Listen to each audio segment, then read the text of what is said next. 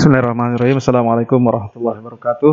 Baiklah teman-teman mahasiswa dan mahasiswi, untuk materi di mata kuliah statistik ini sebenarnya sudah selesai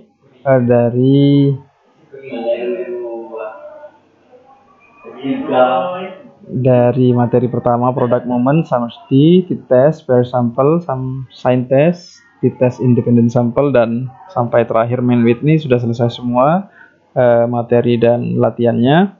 Tinggal saya jelaskan apa penggunaan dan bagaimana membedakan antara satu teknik analisis ini dengan teknik analisis yang lain. Baik, materi yang pertama product moment dan summary. Untuk mengetahui ini untuk apa dan bagaimana suatu analisis menggunakan product moment itu digunakan. Jadi posisi product moment itu ada di sini.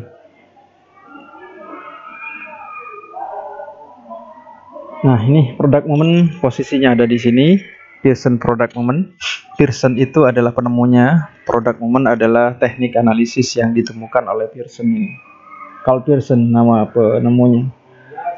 Kemudian Carl Pearson ini product moment ini digunakan pada penelitian analisis korelasional, ya.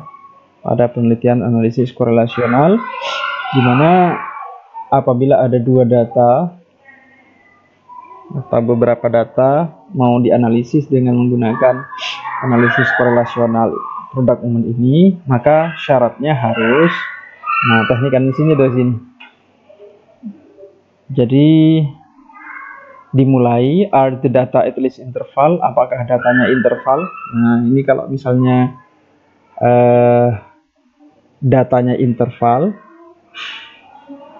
data itu ada 4, ada data nominal, data ordinal, interval, dan rasio. Itu ada di mata kuliah metodologi penelitian, mata kuliah saya yang satunya. Kalau misalnya teman-teman belum pernah mengikuti mata kuliah ini, filenya bisa diminta kepada teman-teman yang lain, mahasiswa lain yang sudah mengcopy file tentang jenis-jenis data ini.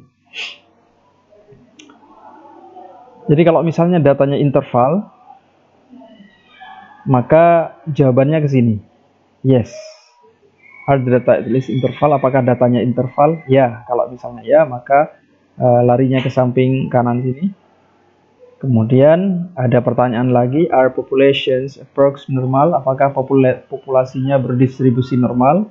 Nah, nanti di sini akan data yang ada itu berupa angka-angka yang seperti kemarin kita praktikkan itu untuk sementara diuji normalitas dulu, ya, diuji normalitas dulu dengan menggunakan teknik analisis Kolmogorov-Smirnov.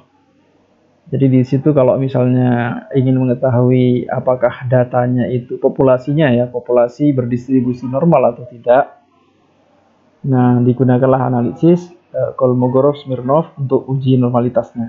Setelah itu kalau misalnya lulus uji normalitas, maka kalau misalnya iya, kalau populasinya berdistribusi normal, kalau iya maka langkahnya ke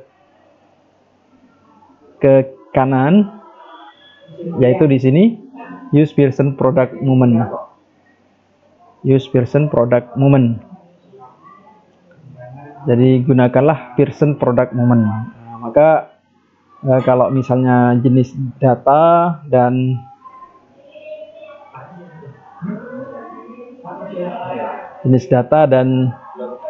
populasinya berdistribusi normal sudah memenuhi kriteria ini, maka teknik analisis yang digunakan adalah Pearson product moment pada analisis korelasional ini.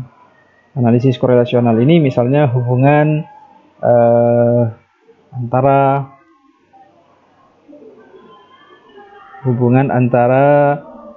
IQ dengan prestasi belajar siswa misalnya.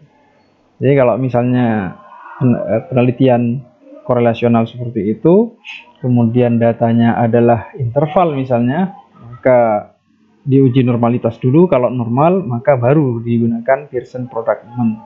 Itu yang materi yang pertama. Kemudian materi yang kedua itu adalah Summersby.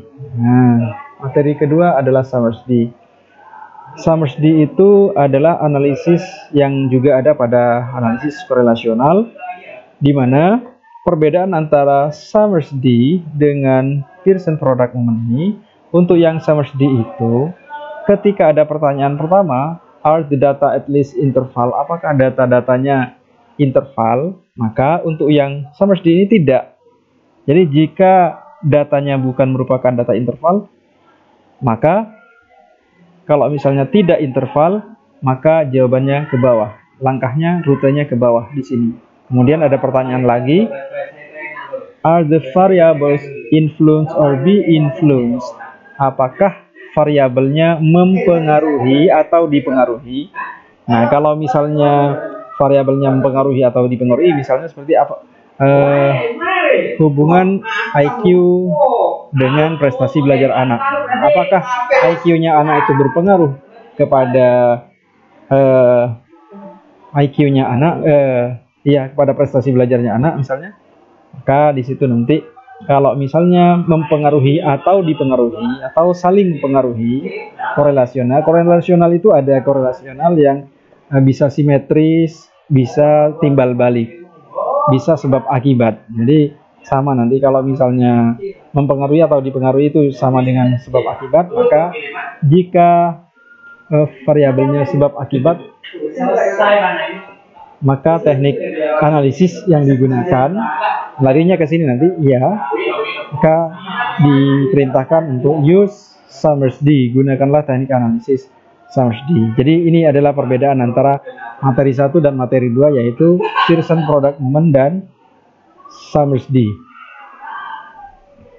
Jadi ini untuk yang materi kali ini. Kalau misalnya teman-teman ada pertanyaan lagi terkait dengan ini, bisa ditanyakan di